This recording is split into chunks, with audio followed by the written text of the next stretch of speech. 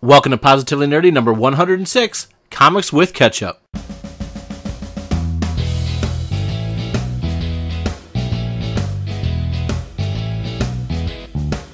What you got there, a new comic book? Old comic book. You want to catch me up? You want some ketchup? Ketchup. Ketchup. I got 300 years of ketchup learning to do. A man pops out for a moment to evacuate his bowels and catch up on the adventures of the Cape Crusader. Everybody getting this so far? You want to catch me up again?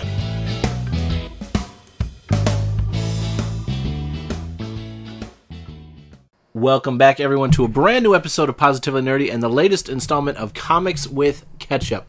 That's right, Comics with Ketchup is the show where we go back and review old comics, graphic novels, storylines, anything that doesn't fall into the category of what gets covered in the bi-weekly new release comic review segment. So it could cover any manner of things. We've done recent trades that just, I don't have time to read for the bi-weekly comic reviews. We've done classic stories. We've done random issues. We've done all sorts of stuff. This time around, we're going back for a couple issues of Batman because it is October, and that means Halloween, and we're doing a lot of awesome Halloween-themed stuff at Positively Nerdy. And as I say that, this is pretty much the beginning of that. There's not a whole lot going on aside from a little aesthetic change to the site itself. There's not a lot going on just yet for Halloween, but there will be plenty of comic-related Halloween goodness, movie-related Halloween goodness, some specials. Hopefully, if we can get some schedules aligned and things worked out, that'll be a lot of fun. So definitely keep your eyes and ears peeled on positivelynerdy.com for Halloween-themed goodness all month long. Really wanted to do this last year. Couldn't quite fit it in. I was still new to the thing and had a lot more guests and special episodes than we're going to have this time around, I'm afraid. But didn't forget about it. Definitely wanted to still do this story arc. And as I mentioned, this is Batman. We're actually doing Batman number 452, 453, and 454, a trio of issues that make up the story arc known as Dark Knight, Dark City. Now, this is fairly well known. I think it's becoming more and more well known. It's kind of being pointed to as that story that people don't know, and it can only kind of fall into that the one you missed, the story you missed kind of lists so often before it becomes a story everyone knows.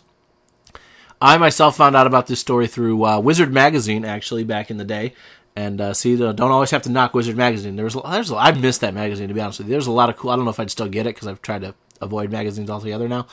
But there was a lot of cool stuff in there, all the ridiculousness that kind of came down the pike eventually, I understand that. But there's a lot of cool stuff in there. I discovered a lot of cool creators, a lot of cool content, a lot of cool comics, a lot of cool all sorts of stuff. And this being a prominent one of them. Now, these three issues, again, make up the story Dark Knight, Dark City, which is not uncommon for the time to have multiple issues making up a story arc, but it wasn't exactly the norm yet either. This is written by Peter Milligan. It's kind of his breakout into the big two. He did a lot of work over at 2000 AD prior to this. Recently, we've seen him on DC a lot with the likes of Red Lanterns and Hellblazer before that switched over and changed, and doing Stormwatch as well. Illustrated by Kieron Dwyer, who did a lot of Captain America prior to this, and since, actually, and mostly done a lot of here and there stuff. He's never been one of those guys who stayed on a book for a really long time and developed a notable run. But his artwork is noticeable. We'll get into that later. It's perfect for this story, absolutely. And these are easy. Oh, I should mention, too, before I get into how easy they are to find, the covers of all of three of these issues are done by Mike Mignola. And they are very Mignola-esque and very awesome.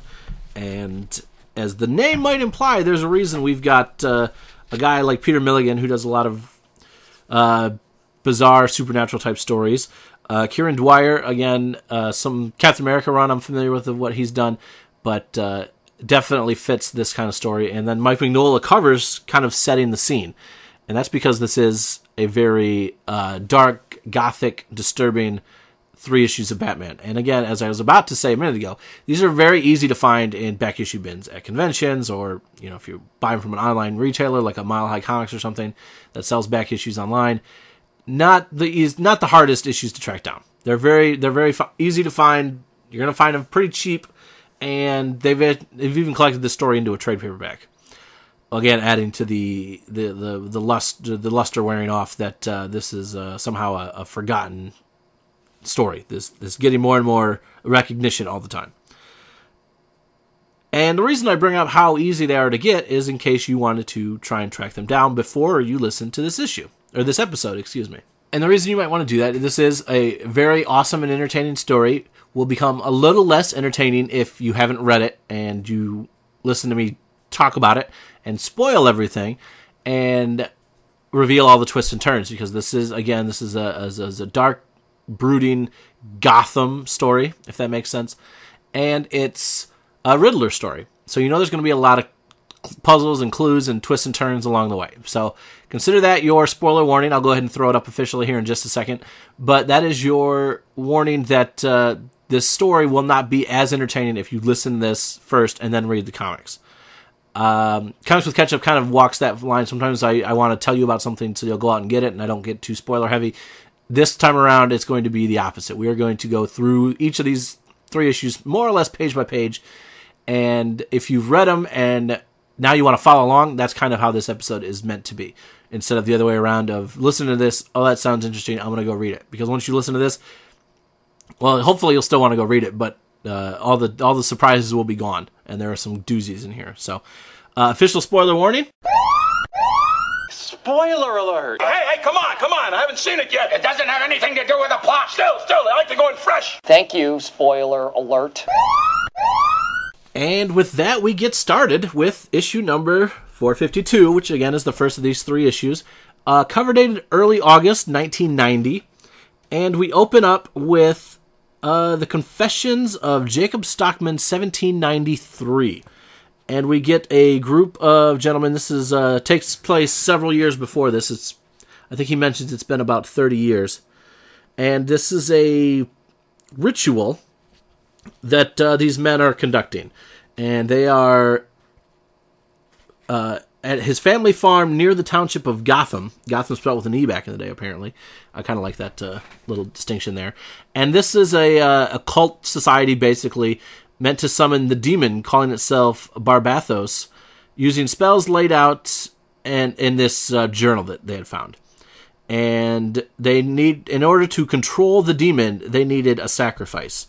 And the last member of this cult arrives with the young woman that has gone through these various trials and tribulations to prepare her for the sacrifice for these gentlemen to be able to control this demon. And the person bringing this young woman is none other than Thomas Jefferson, which I thought was a nice little twist. I always appreciate when it's done well, when the real world something is thrown in there just to kind of bring a little weight to it. It doesn't have to be real, obviously, like this. You look at a series like Manhattan Projects, Jonathan Hickman and Nick Pitarra are making a living off of making up whatever the hell they want, but using real names to do it. It's a lot of fun. This is a little more subtle, but again, adds a little bit of weight and gravity and kind of lets you know where we're at, because they make mention that he would become famous in the world of politics. So this is obviously before all of that. And then Jacob, what's his name? Sorry. Jacob Stockman, who is narrating this. It's his journal. He's kind of at the end of his life now and writing back about these horrible events. And it's his job to slay this young woman. And he's starting to stall, and we cut to present day. And we get this very ominous narration that's not Jacob, and it's not Batman, but it's Batman swinging, whatever, through Gotham City on his way to Commissioner Gordon, as always. And it's kind of narrating it in a very over-elaborate way. And then we find out that it's actually Gotham that is narrating this. And Batman is his favorite son, and we are they're one and the same. This, again, very ominous kind of thing. And then we get our usual rooftop scene between Gordon and Batman as the Riddler's back, basically. And Batman's like, we're not alone up here. And then there's a woman that appears on the roof with them who is dressed like a lion and gives them the riddle. And as soon as she gives them the riddle, Batman's like, stay where you are. He realizes she's either drugged or hypnotized or both. And she throws herself off of the roof. And this is the first time we get, right before he throws her off the roof, actually, I should mention. This is the first time we get what becomes a reoccurring theme, and I love it in a Batman story when there's this kind of obsessive-compulsive nature to Batman. You see it in Hush, the big story from Jeff Loeb and Jim Lee. And then if you listened last year, all the way back to like issue number 18 or something like that, it's present, very much present in The Long Halloween. There's these obsessive-compulsive things that Batman just keeps saying or doing over and over and over again. And we get that in this story as well with He Thinks He's So Clever. Because Batman sees right away it's the body of a lion, a head of a woman, it's the Sphinx delivering a riddle. He thinks he's so clever. And then again, but she's programmed more or less to throw herself off the roof as soon as she delivers this riddle. Batman does everything he can to save her, and it appears that he might. We cut to the library, because the riddle was... I'll share the riddle with you, why not? Generally, my leaves aren't turned at night. Usually, I'm full of worms by day. Lots of words, but deathly quiet. And we cut to the Gotham Public Library, before we're even really given a chance to figure it out. And Riddler has 2 security guards at gunpoint. One of them is tied up to a noose, standing on a stack of books. There are a lot of great little, I don't know if Easter eggs is the right word, but I just, one of the things I love about not only comic books, but animation in general, is there are no accidents. Anything written or drawn into a comic book is there on purpose. Anything animated into an animated film, either hand-drawn or, computer animated, is there for a reason. There's not this random factor of the prop person went and got a bunch of books to fill out a bookcase. Any book that's on a bookcase is there for a reason.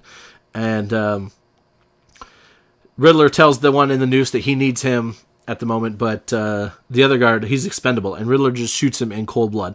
And we see the blood splatter onto the In Cold Blood by Truman Capote book on the bookshelf behind him. We cut back to the restaurant, which is at the base of the building. Apparently there's a restaurant in the on the ground floor of the police headquarters, because they were just up there with the bat signal a minute ago. But the woman didn't make it, and Gordon's trying to reassure Batman that it's not his fault. And he takes off and lets us know through Batman's narration that he is going one way and Gordon is going another way. Gordon thinks that worms, leaves, words, and quiet mean the cemetery, but Batman knows otherwise, but isn't interested in having Gordon and the police tag along, so he lets them go their way. And again, we get our next, He Thinks He's So Clever. Now we cut back to Jacob, what's his face? Jacob Stockman. Why can't I remember that? Just like Baxter. Anyway, Jacob Stockman, and he, again, he's hesitating, and then Thomas Jefferson interrupts him and lets him know this has gone far enough. We can't do this to this poor girl. He always thought it was going to be a symbolic sacrifice.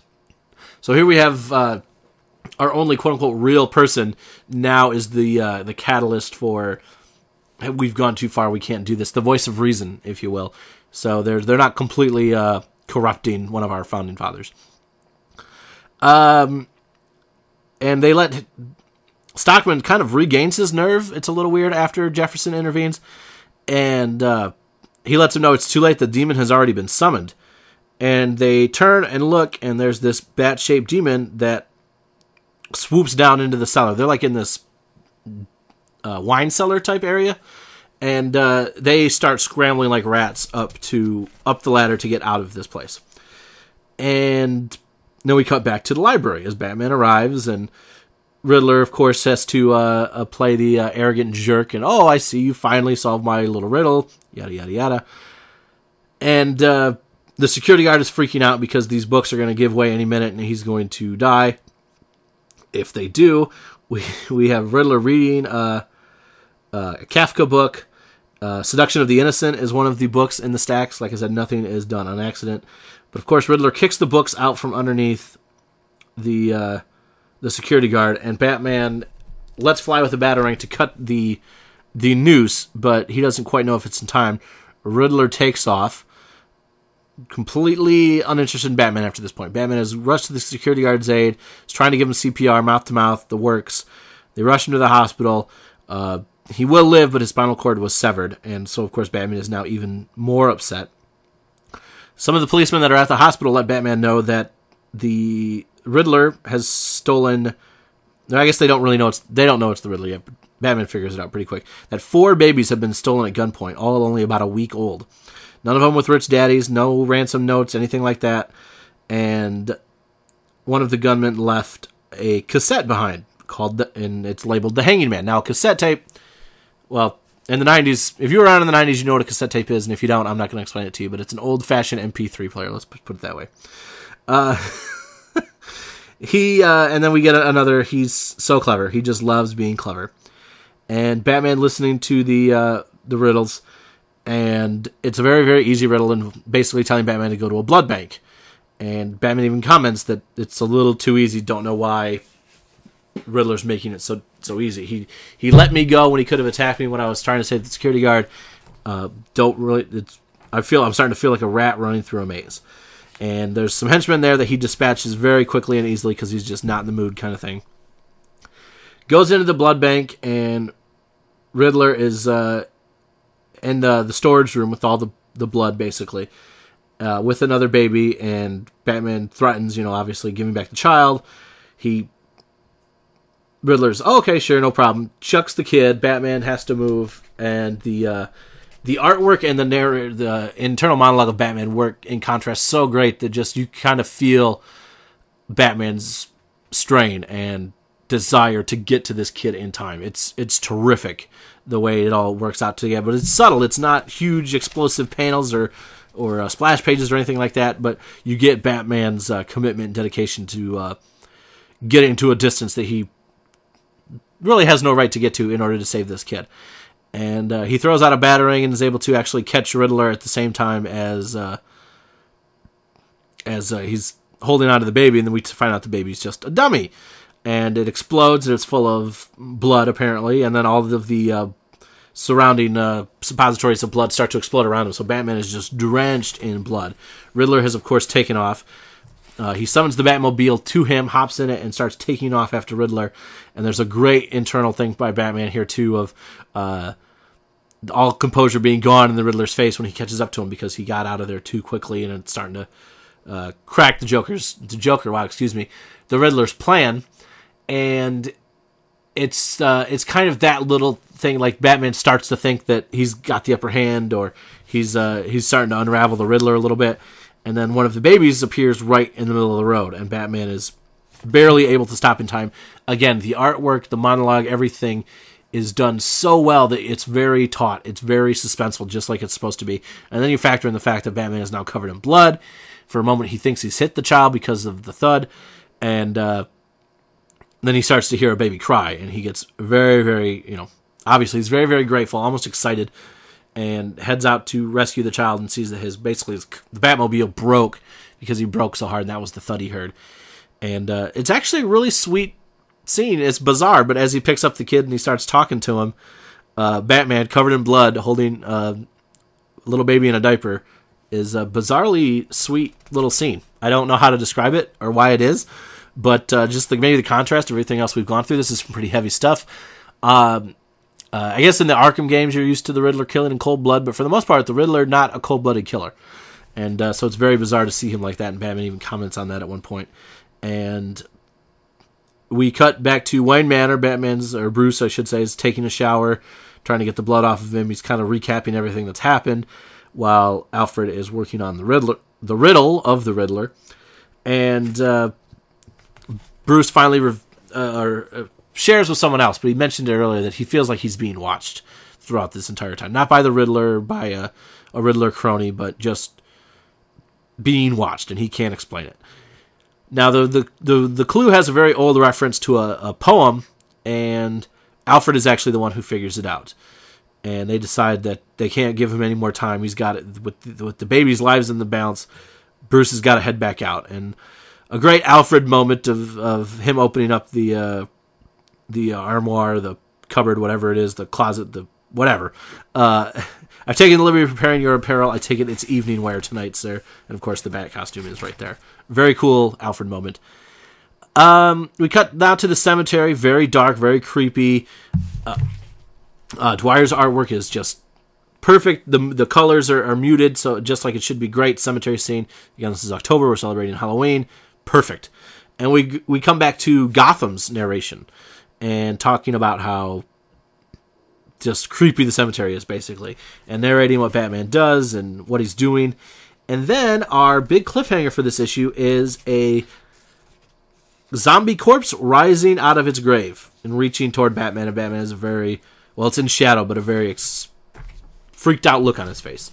So that's the ending of issue number 1, and I think you would have to agree that this is not your typical Riddler story. This is not your typical Batman story, especially for, I mean, now everybody wants to make Batman all dark and brooding, and this is only a few years after Dark Knight's Returns, so it makes sense that, you know, this is kind of the era we're in with Batman. But even, I mean, I've read other Batman issues around this time, you know, just kind of heading into Nightfall, and this is the standout, and it's one of those standout stories for a reason.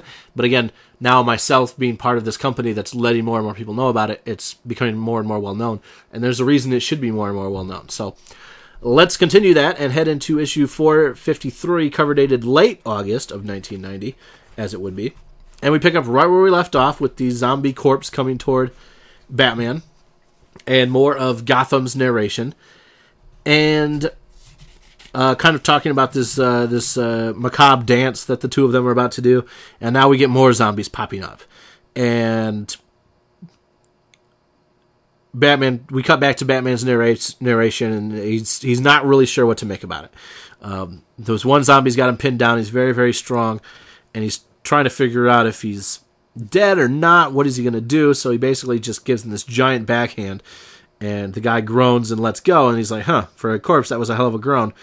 And let's see how dead you really are. We cut to just outside of the cemetery in a truck with Riddler and a few of his other cronies, basically that Jimmy's been had.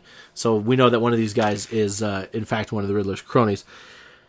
And as the dance is going on, Riddler is like losing his mind, very Joker-esque, and his cronies are even a little upset about it. And again, talking about this macabre dance, which is exactly what Gotham was saying in its narration, and he's just really, really excited about it. We do get a big splash page in the next page of Batman battling a ton of zombie corpses. It's pretty awesome, actually. And as he starts to fight back, he's trying to break arms. You know, it's kind of Batman's MO. He's not going to kill anybody, even somebody who's already dead, apparently.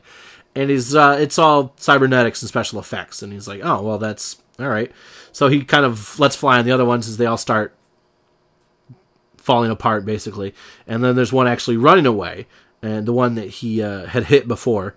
And this is where things really, really kind of go nuts. And that's Jimmy's down, one of the other henchmen says, and yep, but we can't let him be discussing the Batman, what the plan is, everything, you know, we're too close kind of thing. The typical supervillain thing. And it's a good thing I put an explosive device inside the makeup around Jimmy's neck. And we get this little explosion going off, and Riddler blows a hole in this guy's neck just to keep him from talking to Batman. And the other cronies are freaking out in the van that, you know, what are you doing? Riddler, you know, gets very evil right here. Very mean, very disturbed, very not Riddler-esque. And this isn't a game, we're playing for keeps here. And then Batman's trying to figure out what's you know, dead for real now kind of thing, kind of mourning over this guy who didn't stand a chance and it's not even his fault. And then he hears the engine. So he takes off after the van. Riddler and the guys think that they're clear, you know, free and clear. Batman's too distracted. And Batman throws himself in the way of the van, gets slammed to the pavement, and is just kind of laying there. And the henchman guns it, hoping to kill Batman, and Riddler steers him out of the way. And then we cut back to Batman saying, I knew that I had to wait till the last possible minute to make sure I knew for real, but Riddler doesn't want me dead, he wants me alive. He'd even save my life if he had to. And then we get more back and forth between Riddler and his henchmen. Batman has nothing left to do now but go back into the cemetery, look for clues. Even though we know they're robotic zombie special effects things, the artwork in this, it's just so creepy to see Batman walk back into the cemetery with all these corpses laid out all over the place. And Batman is starting to lament what I've been kind of laying out already, that Riddler's become a psycho. And this is not a This is not the Riddler he's used to. The girl on the rooftop, the babies, the security guards, his own henchmen. Riddler's changed. He's become a psycho. And he does find another baby, as well as another clue, of course. And then just, as you think that you're going to get further into this labyrinth along with Batman, we head back to Jacob Stockman's journal. And this winged smoke creature type thing in the shape of a bat is tearing through this wine cellar. And these guys are all freaking out. And the woman who had been meant to be the sacrifice, all the drugs and stuff they had given her to subdue her, is starting to wear off. And she's coming to and freaking out at what she sees, obviously. These guys knew what to expect and are freaking out. So you can only imagine what this poor girl is going through. All of the cult members, I guess for lack of a better word, secret society members, whatever it is, start tearing up the ladder out of the wine cellar and immediately start boarding it up and sealing it up with the bat-winged demon and the young woman trapped inside. And the guy, Stockman, sells his farm, heads off to Canada. Everybody else, he mentions that some of them committed suicide. Another, is this pre? Yeah, well, this would have been pre-Revolutionary War because it's been about 30 years, or right around the time. So some died then. Jefferson threw himself into politics, and I know not what happened to the rest. And then we get this great, stacked panel page of the development of Gotham and where this location is now.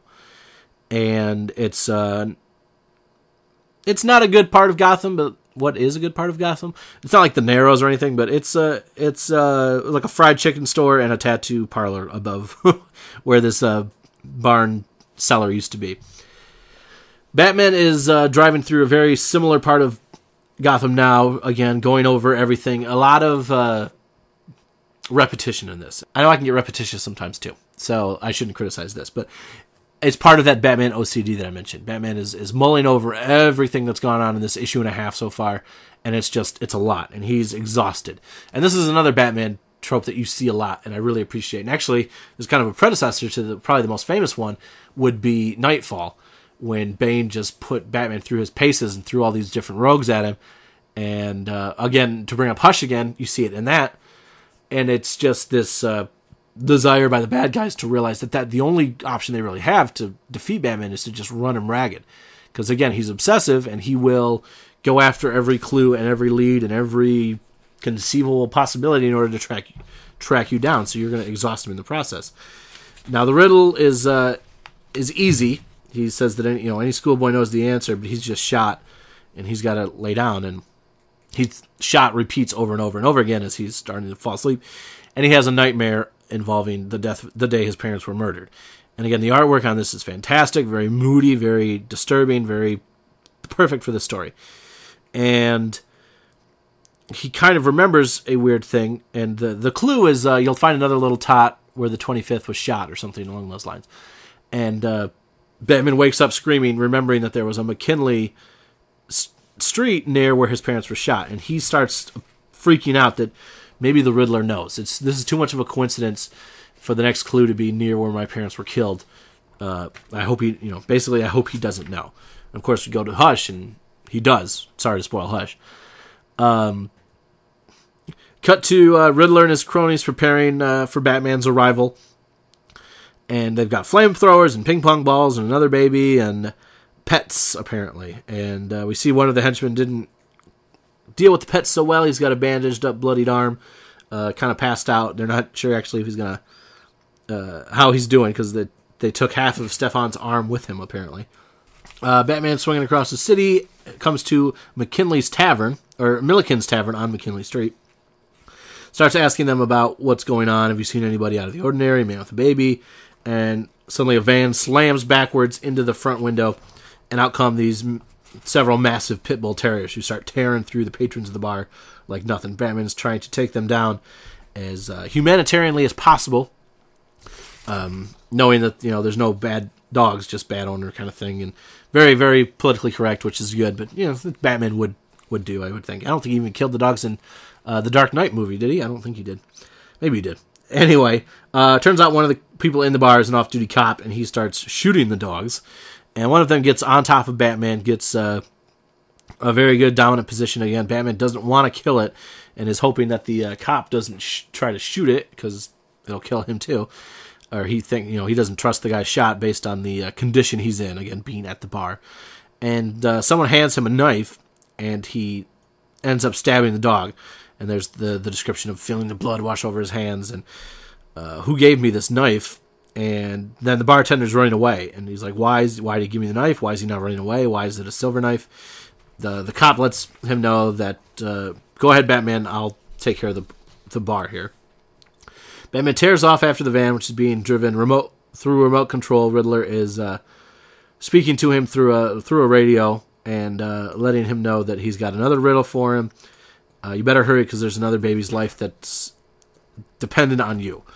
And he gets there, and it's such an easy one. Like, this is one, I don't always get Riddler clues, but even this one I got right away. And Batman gets to the first half of the riddle and then is freaking out because he doesn't know what the second half of the riddle is. And it's kind of perfect because Batman is freaking out. He's upset. He's angry. He's very distraught. And he just can't even put two and two together and see where the second half of the riddle lies. And me being in my state, I'm just sitting at home reading a comic book. Of course I can figure it out. But I really like that kind of depiction that the easy half of the riddle Batman couldn't figure out because he's so distracted and so emotional. Needless to say, he had to go into the sewer. He gets kind of beat up and taken to task by some cronies. And he can tell that they're just playing with him. They're just kind of trying to subdue him a little bit. And he's, I don't have time for this, and dispatches them quite quickly. Finally, sees the Riddler. He's got the baby in a crib, and oh no, the baby's swallowed a ping pong ball. It's stuck clean in its throat. Riddler takes off. Batman goes to the baby. Got to get him to the hospital. Nope, there's no time. He's not breathing. He's starting to turn blue. Tries to slam the baby's back. Doesn't come out, and then Batman realizes that this is exactly what was planned. The ping pong ball's not going anywhere, and this is one of the best in terms of art and that internal monologue I talk about. The way Milligan and Dwyer work together on this is just brilliant. Of Batman pulling out a knife, and if it doesn't start breathing in 2 minutes, it'll be over. You know what you have to do. You know how to do it. It's called the tracheotomy, an incision of the principal air passage in order to facilitate breathing. You know how to do it. You know how to do it. Do it. And it literally ends with Batman staying over a baby holding a knife.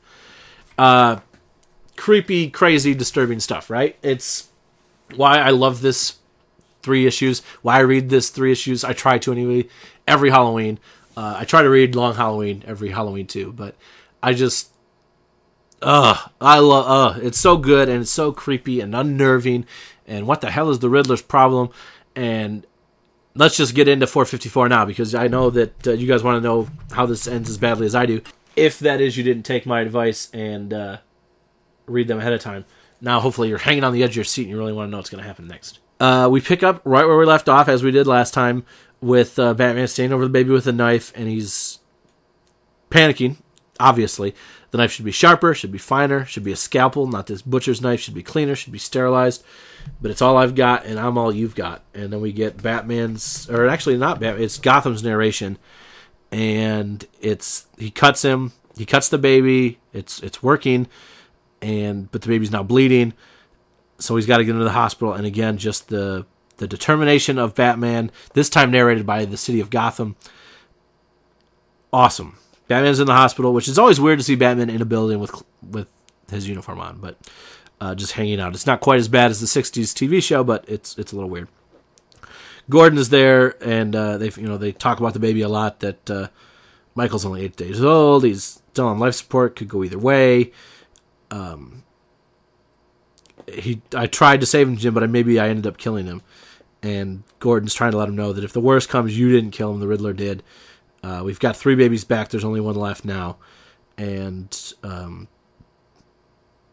more riddle to solve. So they head back. He's back in the Batcave now with Alfred, going over the next clue. And Batman lays out where all the clues have taken them so far and realizes that it's probably 2/3 or so of a question mark. And so he starts filling in not only the next clue with the geography's help, but he goes 1 step ahead, and he's like, now I'm 1 step ahead of the Riddler. It's, now I'm starting to get back in control. And the last point in the clue is an area called Stockman Square and the original old town of Gotham. And we cut to that same tattoo parlor and fried chicken joint. And then we get a side-by-side panel of it being the old barn on the Stockman land. And this time we actually see Stockman writing in his journal. And going through basically the torture and hell his life has been since that fateful day. And how he imagined the woman died, clawing at the door till her fingers were bloody nubs. Hopefully she found peace in heaven. I'll never know because I'll never get to go to such a place. And then Batman goes to the second to last place, which is a carnival, circus, and into a hall of mirrors. There's a goat there, and then the last crony shows up with that flamethrower we mentioned a while ago. Batman is doing all sorts of dives and flips and all sorts of stuff to avoid the flamethrower. Going through an awful lot with the mirrors and the baby and the goat and the flamethrower. Very disoriented, very bizarre, very captured very, very well, again, by Dwyer's artwork. And finally, everybody disappears except for the goat and the baby. I should say the henchman disappears, leaving him with the goat and the baby. Batman hands the baby off and heads to Stockman Square at the end of the labyrinth. At the end of the labyrinth, as he calls it. What kind of minotaur will I find there? On the way, he calls Alfred. Michael's still on life support. Could go either way. And he arrives at looks like the tattoo parlor, I think. And Q&A storage. How appropriate, right? Is next to it. And then we get Batman's narration urging Batman on to get closer. We are one. The ceremony has already started. Come, Batman, closer, closer. And Batman takes out the goons that are there, again, in pretty short work, or so we think. But there's a great narration by the city of Gotham that my timbers are old and rotten in this part of town, easily broken.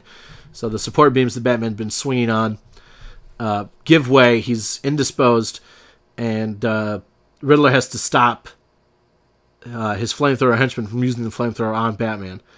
And Riddler, now all dressed up like one of the cult members from before, lets him know that he dies when I say so. And the henchman is, I'm through with all that mumbo jumbo, so he goes now. Riddler shoots him. Doesn't quite kill him. I don't know if he ends up dying, but long enough to say you shot me to save Batman. Of course I did. Batman's my ticket to ride, the human bat. And then he starts talking. Batman's blacked out. We cut to a sacrificial table. Again, everything set up exactly as it was back with Stockman's description of the events of so long ago. Jacob Stockman, excuse me. And Riddler has found the book mentioned in Stockman's confessions, and basically talks about now how he's picked up where Stockman left off, and how they blew it. They summoned him. They just couldn't go through and sacrifice him. Basically, again, recanting everything that has happened so far. And Batman is very, very confused.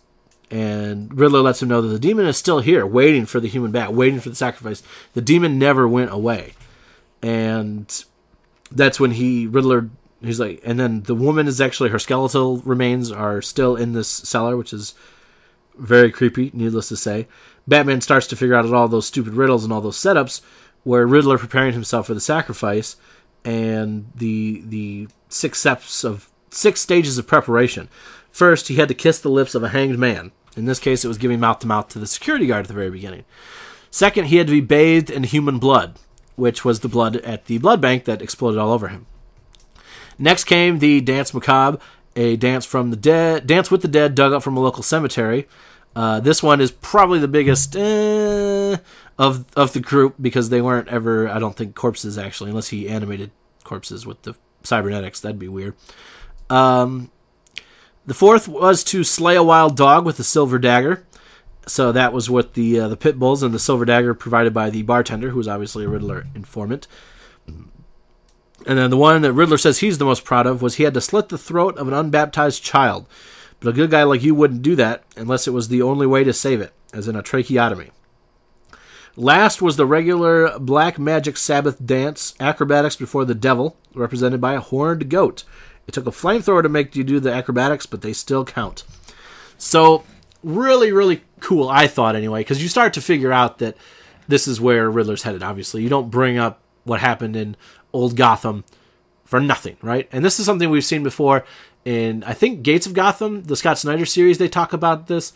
And I know Grant Morrison talked about it at least once in his run, somewhere in the Batman and Robin comics, I think, when he was writing that.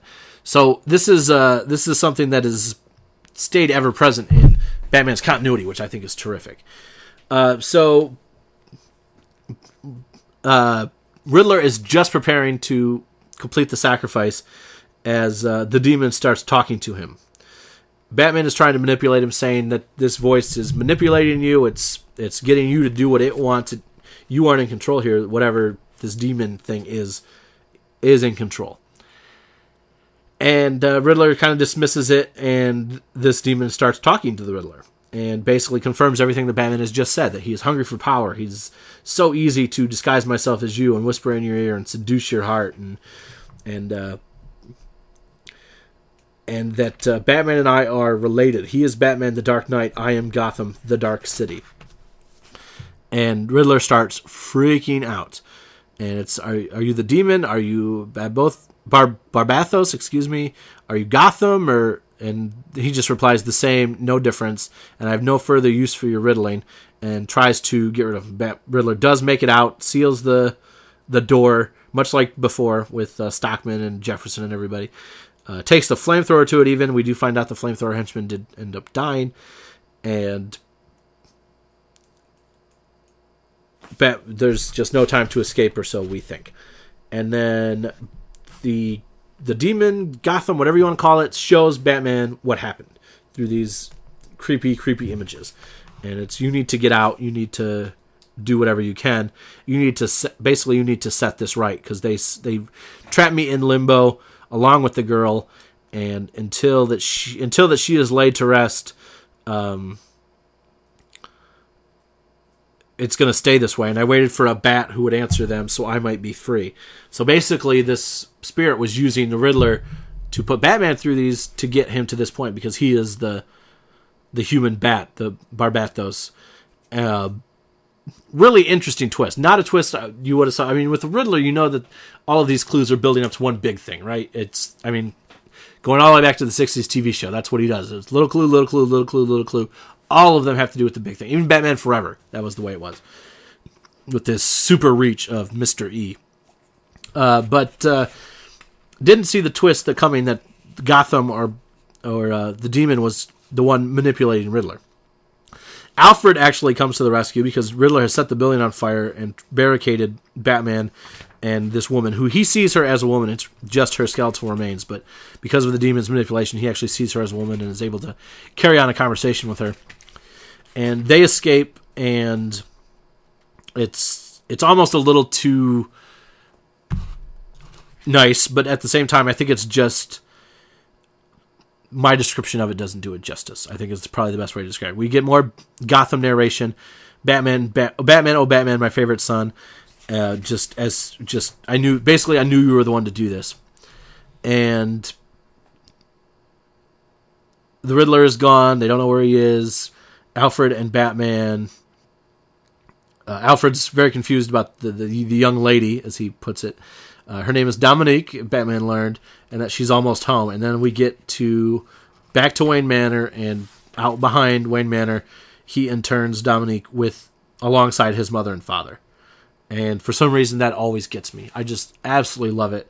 And basically asks his mom, Dad, I know you won't mind her being here. The demon is gone. The man waited for a trial of riddles and for a bat to follow them and give birth to that bat, so he might be free. And it's just this. This is why I'm Batman, and this is who I'm meant to be. And there's a whole other page and a half of this, but I'm not going to read it like I have some of the other things here. Terrific, absolutely terrific. I just adore this story. Every time I read it, I don't know if it's my sensibility as a comic book reader that get a little more mature every year, or what it is, but this story to me gets better and better and better every time I read it. So maybe despite my earlier complaints of you need to read it before you hear me talk about it, you could probably still enjoy the story, because I definitely skimmed over some things here and there, and all the emotions and stuff aren't going to hit you unless you actually read it. Me reading it to you is not going to provide that at all, unfortunately. Try as I might. But that is Batman Dark Knight Dark City, one of my favorite Batman stories, period. I still pull the issues out and read them. I've never tracked it down in trade. Probably will one of these days, just because it's getting harder and harder to dig through my bins, my boxes to dig issues out. But absolutely adore this story. Hopefully you guys now, at the very least, know about this story, or you maybe heard about it and now you're more inclined to go get it. Whatever the case may be, I hope that's the case. That's a little redundant, isn't it? But anyway, really like the story. Really like the month of October. And again, we're going to be celebrating Halloween all month long in terms of top 5 lists, episodes, comic reviews, all sorts of stuff is going to be Halloween related. The regular comic reviews will still be happening. That can't put too much of a Halloween spin on that unless there's a Halloween spin in the issues themselves. But thank you for joining me for this episode of Comics with Ketchup, as you do each and every time. I sincerely appreciate it. You can always keep up on all the Halloween goodness at Positively Nerdy by following me on Twitter at Positively Nerdy. And that's it, guys. So until next time, celebrate comics, celebrate your fandom.